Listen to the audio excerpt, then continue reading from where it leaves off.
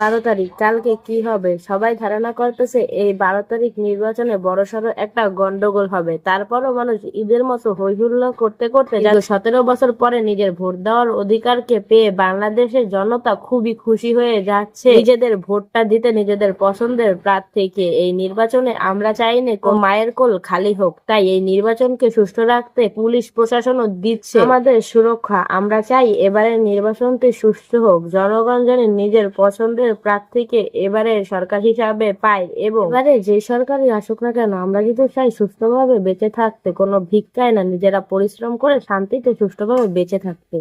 সঠিক বলেছেন। আপনার বাংলাদেশে সবাই যেন শান্তিতে থাকতে পারে এটাই চাই, আর যেন কোনো অশান্তি এই বাংলাদেশের বুকে না নেমে আসে। সরকার আসবে তারা জানি অন্যায়ের বিচার করে, আর এই বাংলাদেশের প্রধানমন্ত্রী চেয়ারে যেই বসুক না কেন তারা জানি কেমন অমানুষের মতো হয়ে যায়। এবারের সরকার জানি পাবলিকের ন্যায়, পাবলিকের অধিকারের প্রতি বেশি ফোকাস দেয়, অমানুষের দিকে জানি না যায়। নিঃসন্দেহে তুই ঠিক কথা বলেছিস।